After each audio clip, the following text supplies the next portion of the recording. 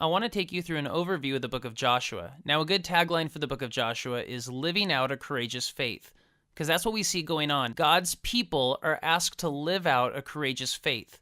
Some of them do a great job like Joshua does in the book. Others struggle to live a courageous faith, but that's what God wants. Joshua 1:6 makes this theme clear. God says, "Be strong and courageous." Now, the book of Joshua reads like a war epic. It's action story after action story, but we can divide it into 3 sections. Section 1 covers Joshua 1 through 12, and it's about conquering the land. God had promised to give his people a land. He promised to make them into a great nation and then to give them their own land where they could rest from all the wandering that they had done. In Joshua chapters 1 through 12, chronicle how this happened, how they entered the land. The section talks about how Joshua led the people across the Jordan River into central Canaan, how he took on the peoples that were there in the central part of the land. And then it follows as he starts campaigns to the south and to the north, and he subdues the entire region until you get to verse 23 of chapter 11. So Joshua took control of the entire land, just as the Lord had instructed Moses.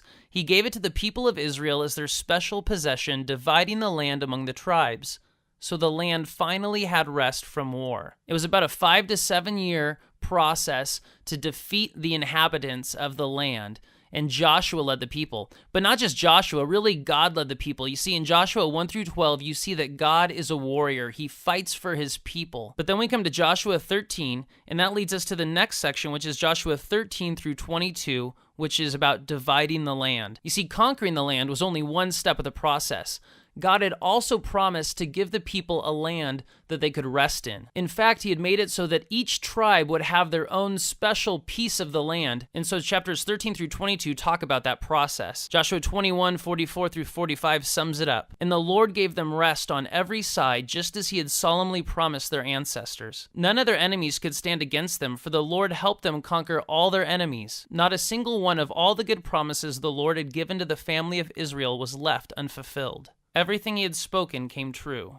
We see here that God fulfilled all of his promises for the people of Israel. He gave them the land he promised them. But let's get to the final section of Joshua, chapters 23 through 24, the call to courageous faith. In these last 2 chapters of the book of Joshua, Joshua is an old man, and he gives his final instructions to God's people.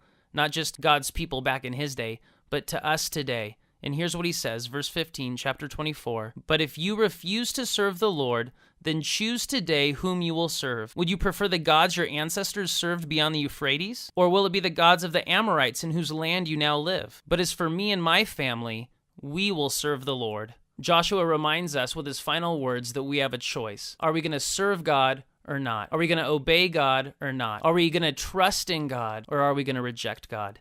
And that's a question that every one of us has to answer for ourselves. But what God urges us to do through the book of Joshua is to have the courageous faith that chooses him.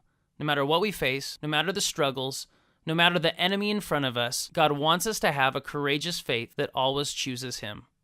Now go ahead and pause this video and discuss some of these questions.